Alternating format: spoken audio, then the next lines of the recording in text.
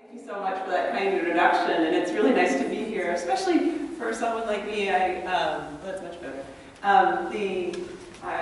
This is great to be at a graduate school dealing with the area of the world that I find most interesting, and so it's really terrific to be around graduate students and faculty interested all together in this great conference bringing people together. So it's really great for me to hear all these talks and to keep up to date. Today I'm going to talk about what I call the socialist worlds in 1989. And I think I should have actually called it the Socialist Galaxies in 1989 because it's I was sort of thinking through what I'm trying to say. In the United States, and I don't think this is necessarily in other places, in the United States there is a general belief that after 1989 or 1991, there's a confusion in the United States about when socialism ended. But there is an idea that in the United States that everyone gave up on socialism immediately and turned to capitalism wholeheartedly and embraced it. This is sort of the vision in the United States of how things are. And this presents itself as a kind of dichotomy that's seen as very clearly either there is socialism or capitalism. There are boxes that are completely separate, easy to define and separate. Socialism is understood as centrally planned state socialism, and it takes place in the socialist East. Capitalism is understood in its ideal form as free market capitalism, and it is understood as neoliberal capitalism, and this happens in the West. And so, the capitalist West. So this Cold War dichotomy continues today, strangely, in the current day. These dichotomies match up to other things in the US context. There is a belief that this is the market and that is the state, that they are separate things. You can be either for the market or for the state. This is among the popular beliefs in the United States, that these are separable. So today, and I want to just say a little bit about what we could just commonly believe about neoliberalism. Neoliberalism is an idea that the free market should control everything, that the state should be reduced or eradicated. So there's the belief in extreme neoliberalism would say that you should get rid of the state.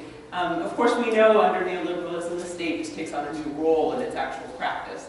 But there's an idea that neoliberalism should be the sort of free market ideas and getting rid of the state. Okay, so we have, there's a lot of people that study the rise of neoliberalism and its hegemonic qualities, so that we have a cultural hegemony of neoliberal capitalism. These most famously neo-Gramscians study this, and they look at how different institutions, economists, and foundations work together to promote neoliberal ideas. They spread these ideas around the world. So often they look to American or West European foundations or economists or economic departments or institutions like the World Bank or the IMF. These institutions work together to create the idea of neoliberalism and to convert the rest of the world to it. These ideas are connected and support, according to the neo-Gramscian ideas, these ideas support transnational capitalist interests, and they block or obscure attempts to try to think about alternatives. So this is sort of the neo-Gramscian idea. It assumes, I argue that it's very problematic because it assumes that the people, they focus only on the Americans or the West Europeans and what they say they're doing. This makes them appear to be omnipotent people that can convert people magically to new other ideas. And this privileges only the agency of Americans or West Europeans, and the East Europeans are presented as naive victims that become converted to these ideas. So, and that it also presents that there are people that have these are often right-wing people, have very clear ideas about what the future should be. They know exactly what that idea is, and they are converting people to these neoliberal ideas. Today, I'm going to argue that this idea, this sort of neo-Gramscian idea of cultural hegemony, is not helpful for understanding the rise of neoliberalism. That in fact it obscures many of the processes that are going on.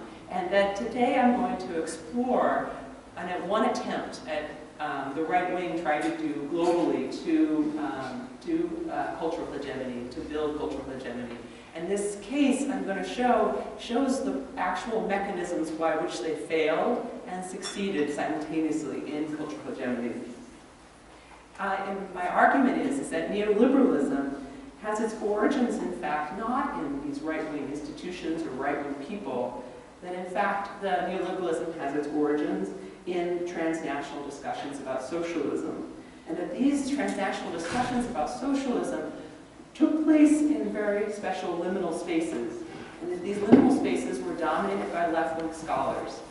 And that right-wing scholars only later, or right-wing institutions only later could co-opt or appropriate the ideas from these areas and turn them into something else for battles in other parts of the world.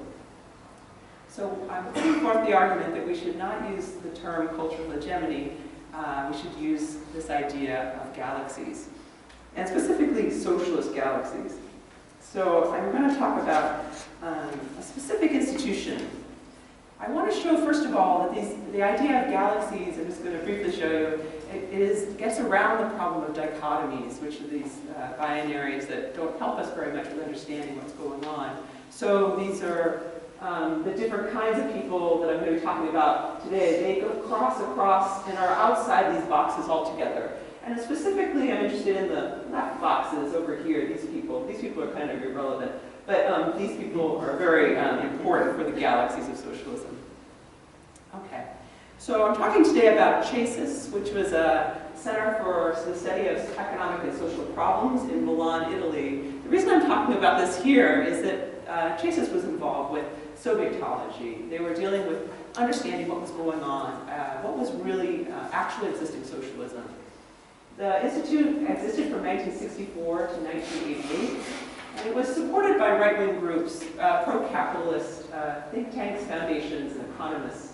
Most famously, Milton Friedman was very involved. He was an advisor to Ronald Reagan. He's a very, very pro-capitalist ideologue, and simultaneously a very professional economist at the University of Chicago. His colleague, Warren Nutter, was also an economist and advisor to many right-wing presidents, and he is was extremely anti-communist and very ideological. So this institution, CESES, was created by Confindustria, which was the Association for Private Industry in Italy. It brought together some of the largest industrial leaders in Italy. And they were working with American right-wing foundations to bring people together for a variety of reasons.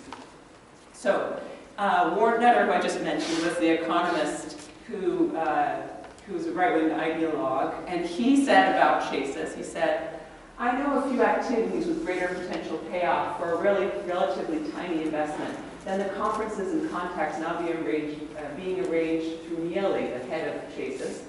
In many respects, the hopes of the West lie in the East. The best prospects for halting the plunge of the West into collectivism is revolt against communism in the East. It would be romantic to expect any single activity to move the course of history, but drops of water can wear away stone if properly concentrated." So the right wing in America understood CESES as to be an important institution for the overthrow of communism and for the indoctrination of the world into pro-capitalist ideas. So what they did is the Italians were very interested in trying to persuade other Italians, and specifically capitalists and managers of companies, that they should no longer be communist, but they should be capitalist. It's interesting, in the case of Italy, there were many capitalists that were very some of the largest capitalist businesses in Italy were in fact run by very, very radical communists. And so the Confindustria, the private association of private businesses, was very interested in converting these capitalists and the workers within their companies to stop being communist and start being capitalist. So this was specifically interesting in the case of Italy, because Italy had a very, very strong Italian, the Italian Communist Party was very strong, and so many people allied with them. What the CESES did was that they decided that they would teach people about Marxism-Leninism. They would get to know exactly what Marxism-Leninism was, and they would teach them exactly what was going on in Eastern Europe. They would teach them what actually existing socialism was all about.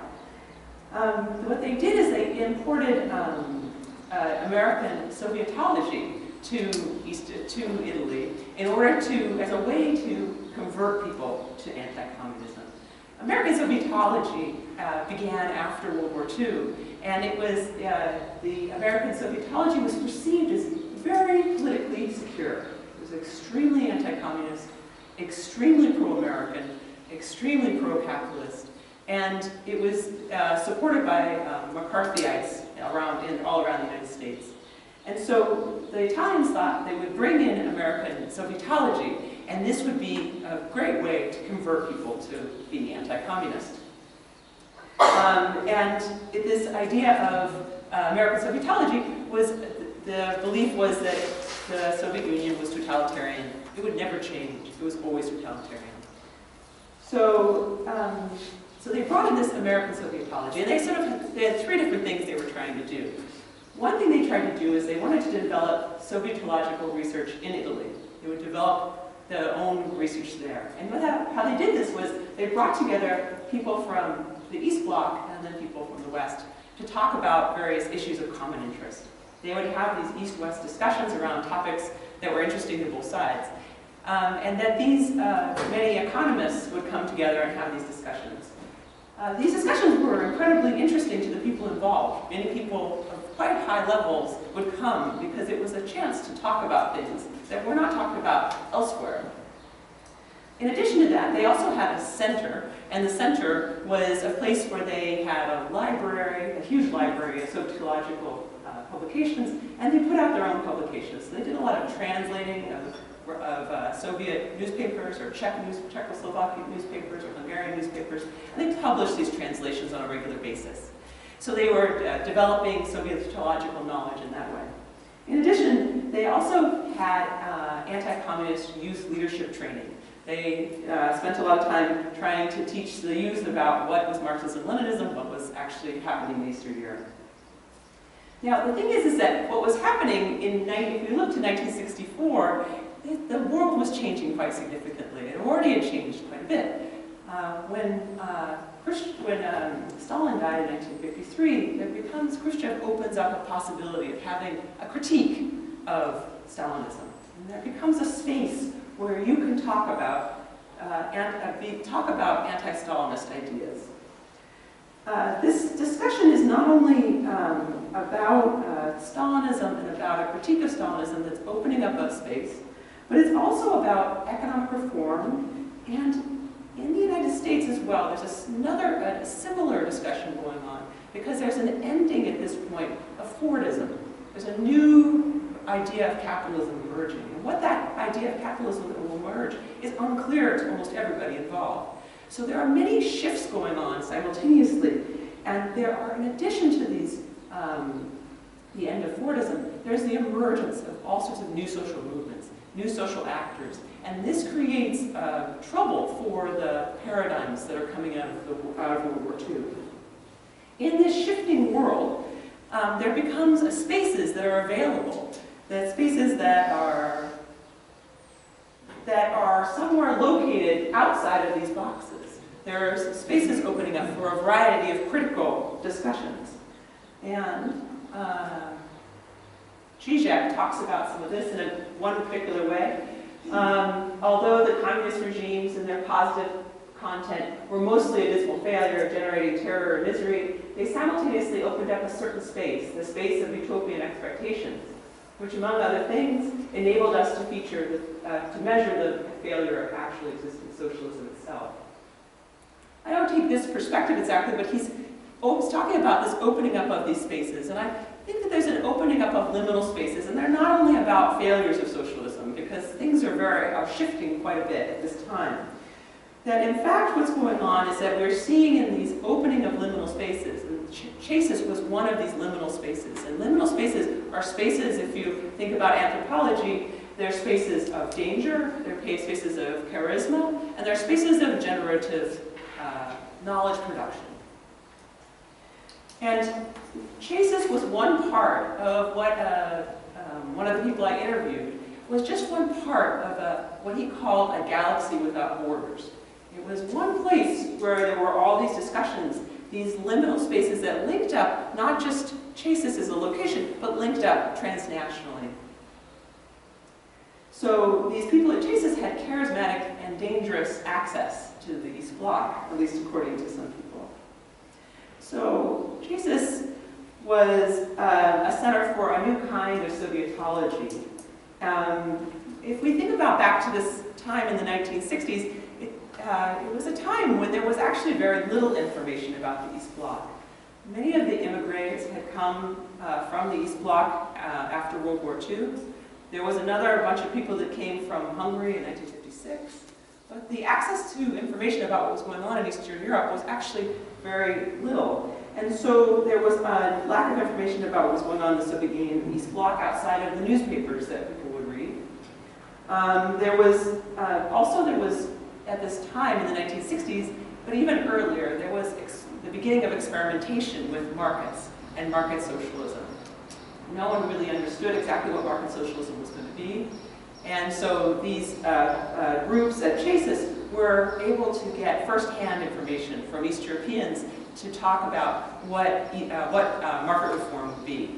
And also, there was no really clear idea among Americans or West Europeans about what markets actually need to have to function. This was not actually known. A lot of people haven't actually studied markets. And so this was a place to study, to understand how markets work, both in socialism and in capitalism. And also, people had made a lot of ideological assertions about what capitalism, what socialism, and markets were. And so CESES was a place to try to figure out, well, what on earth does this all mean?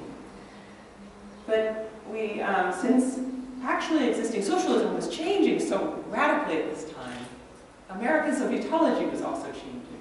American Sovietology in the 1960s had already experienced a revolution in which they completely condemned the idea of Soviet totalitarianism, that they began to understand that the East Bloc was not run by one leader, but in fact there were political factions. We could apply political sociology to it. It also had different economic systems going on simultaneously. There were different economic practices and different speeds and other such things. In addition, there was an expansion of the idea of East European studies, which was very different than Soviet studies. It had a more progressive understanding. The Soviet studies people were often quite conservative, and East European studies people were often much more radical. And this brought a different dynamic into American Sovietology. So, so that in So the CESES brought together people that primarily who had been or were on the left. So here we have a series of people that were the leaders of CESES. Renato Miele was the secretary of Togliatti of the Italian Communist Party. He had left the Italian Communist Party because of Hungary in 1956, the invasion of Hungary. He came to reject the Italian Communist Party, but he said he would never be an anti-communist because he was always an anti-fascist. And to be an anti-fascist, you can't be an anti-communist. He was a great critic of communism, but it was unclear where he fit in the Cold War world, that there's no place for him. Carlo Rico de Damiana also worked in Prague. He was the editor of the World Student News. He was part of the International Youth Socialist Movement. And he also had an incredibly deep interest in socialism in Eastern Europe, and he came from a very critical point of view as well. Vittorio De Biasi was actually quite conservative. He became quite anti-communist, and he was a close friend of Gramsci. So, in a sense, these people were coming together to create an idea of a critical anti-communism, a critique of the Communist Party in the name of other kinds of socialism. And in fact, all of them had been well trained in propaganda among communist parties. They knew how to do this. They had known what Gramsci was doing. They knew how he was thinking about things. And they, in fact, applied Gramsci's idea to try to create a hegemonic project. So the Hegemonic Project is, they're trying to do it in the name of some kind of anti-communist socialisms. And then there's also, the Americans also want to do a Hegemonic Project to be pro-capitalist. So the, CESES allowed different, CESES allowed different kinds of people to come together.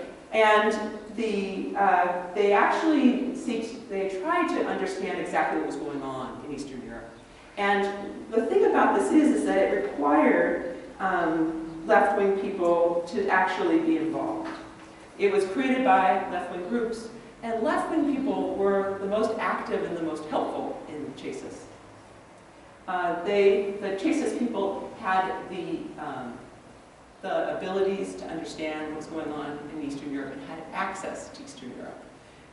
People on the left were able to knew what Marxism-Leninism was, and they could then, the economists in CESES said, this is the code. If you knew the code, you could work in Eastern Europe.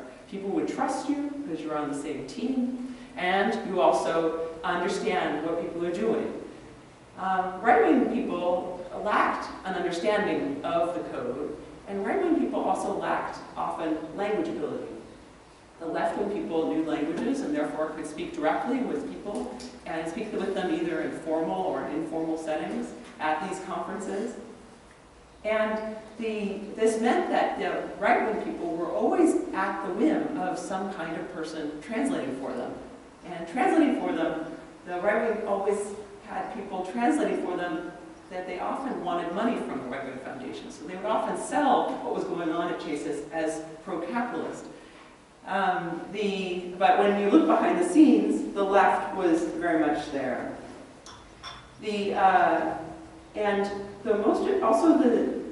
Left-wing people also perceived that they were going through, shared a common interest. Not a common interest both in socialism, but they also had a common interest in a range of topics. And so they saw themselves working on a common project that was, we could perceive as market socialism or some kind of radical democratic socialism. And they were specifically interested in planning and market experimentation. Okay, so let's look at these socialist futures. Let me see. Yeah, okay. So, this detailed knowledge about what was going on in Eastern Europe actually could not be obtained directly. There was no way to do that. One had to go through liminal spaces in order to have a discussion about things. And the industrialists that were involved with CESES were quite disturbed by what they saw at the CESES conferences. So CESES organizer, an industrialist told a CESES organizer, the communist idea for decades has succeeded in influencing and seizing the good faith of millions of youth and non-youth around the world. I am convinced that actually in this lies the danger of CESES courses. So when CESES people taught youth about being anti-communist, they taught them about what communism was and the possibility of them not being converted to capitalism, but there was a possibility of them being converted to communism. Here's an example of what they were taught in the 2-week course. They were taught about historical materialism, Marxist philosophy, Leninism. They were taught about Marxist dialectics. They were taught about Maoist thought, Cuban thought, Yugoslavia, the Third International, Arab Middle East, the history of the Italian Communist Party, the ideology of the Italian Communist Party, and various other things that were basically they were being taught a world that they did not know about, and that they were being told about a leftist world, and that the possibility of them being converted was very clear to the people who observed this going on. And in addition to that, the people that were teaching them were of the left. So the extra-parliamentary left, people who were the most radical in Italy, were the teachers of these students. They were the teachers of the students because they actually had the knowledge to teach this. And they also held a very anti-Communist Party perspective. They were beyond the Communist Party. They were farther left than that. So we can ask then who was being indoctrinated and what was exactly going Now, the question then is, and so whether CESES was actually a successful hegemonic project. And I argue that that CESES was in fact both a success and a failure. And if we say hegemonic project, it causes us to sort of shut off and say, well, since American right-wingers were involved, they probably realized what they were trying to do. But I'm going to argue that, in fact, it was in several cases both a failure and a success for reasons that aren't very unclear unless you get into the details. Okay. So first of all, CESES was kind of a failure of a hegemonic project. In the 1970s, the Italians and the Americans pulled all their funding from them. And so they continued on in their way doing this anti-communist project, but they didn't have any real funding, and so they were just following their own interests and doing things they liked to do. And merely they closed the institute, the CESES Institute in 1988, and Miele dies. So, looks like a failure, right? So, and also if we look at what happened in Eastern Europe, they believed that they were converting Italians and converting the East Europeans to capitalism. If we look at what in whoops, let me go back.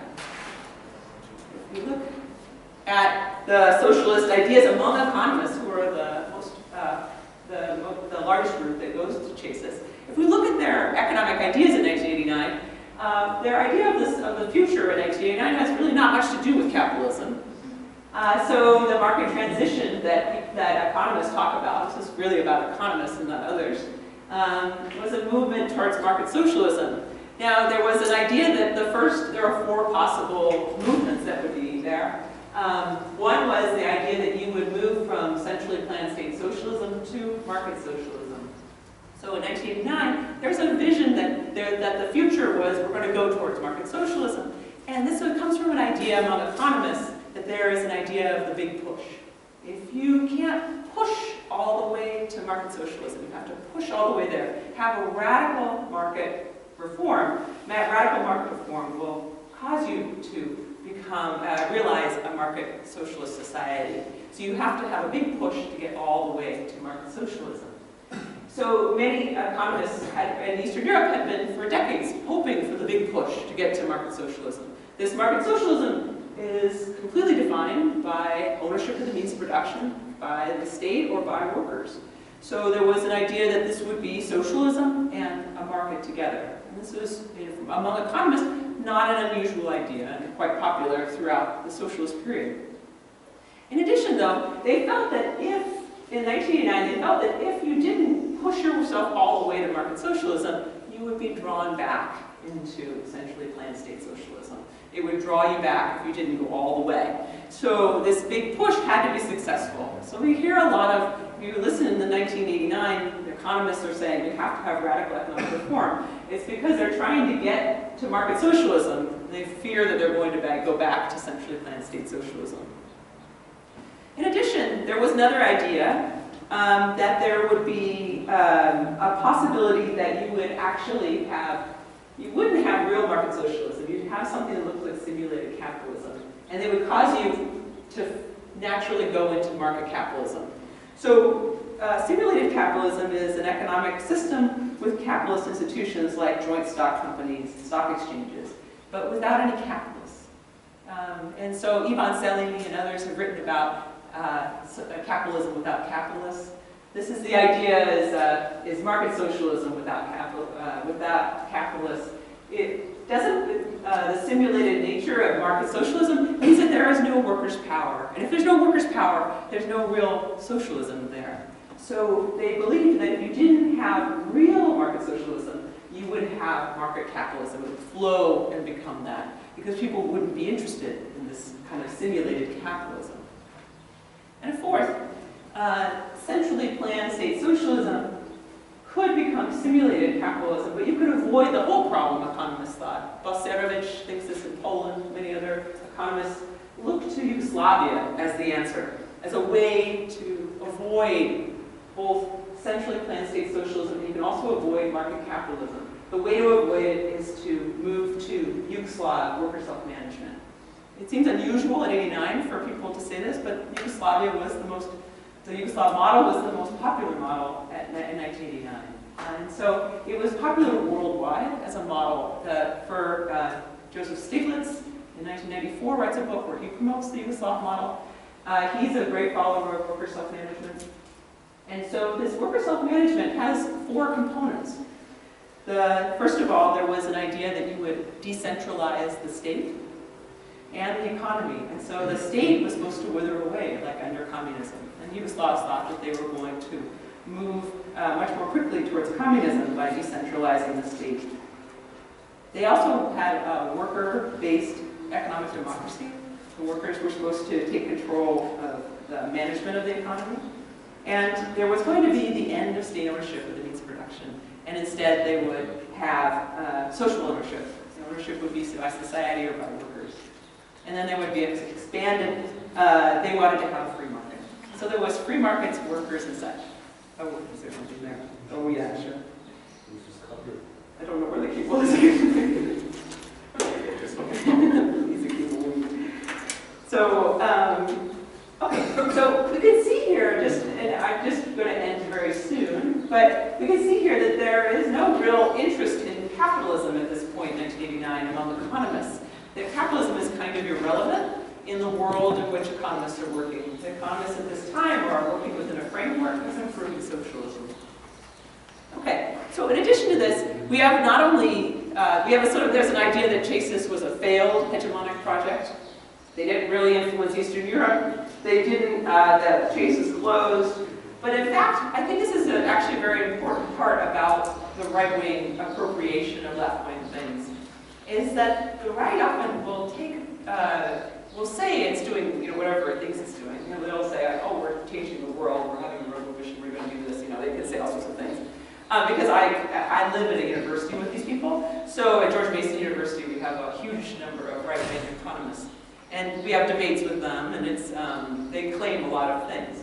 And so what happens is when CESES closed, it meant that, and the leaders died, it meant that anyone could say anything about what went on at CESES.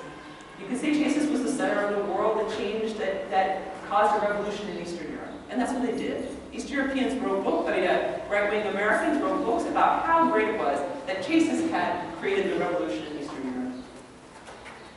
In addition, what they would also do is that they created, they framed things so that they could confine them. So CESES then became confined rather than in this galaxy, in the socialist galaxy, which I think is very important, the socialist galaxy. It exists within this galaxy. It meant, though, that when CESES closed, it got put in a box.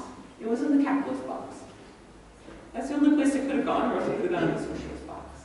So this division of the world into these dichotomies is not only takes place in the late 1980s and 1990s, it's not just a Cold War dichotomy.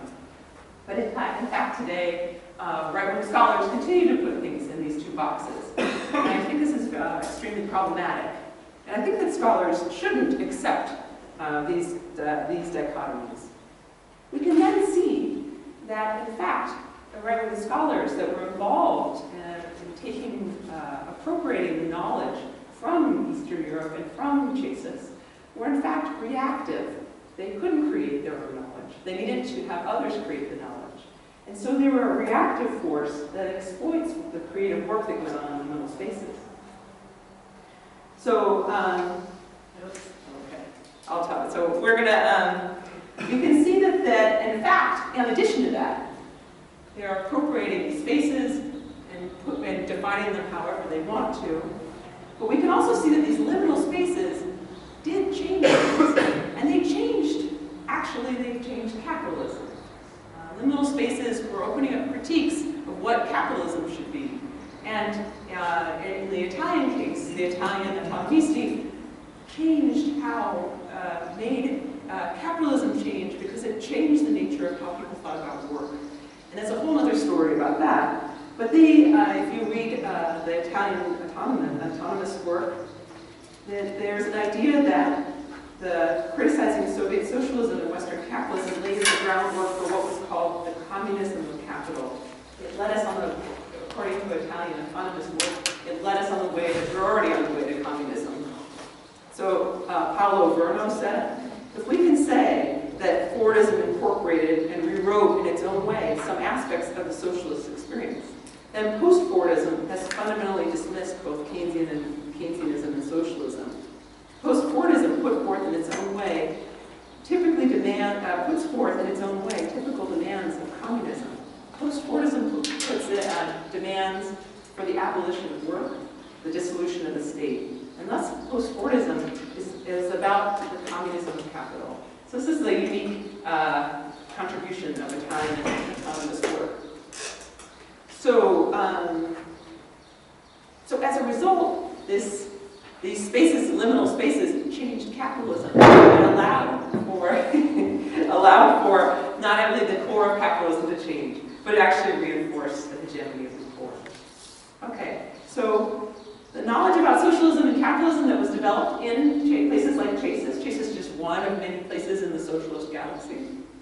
These liminal spaces now appear as nothing more than neoliberal ideology. But this is only because the narrow window of the neoliberal imagination makes invisible the liminal discussions and the alternatives that were happening at CESES and leave only this hegemony in view. So I'm arguing that we should turn instead we shouldn't use ideas about cultural hegemony, but we should turn to galaxies as a way to think outside the Cold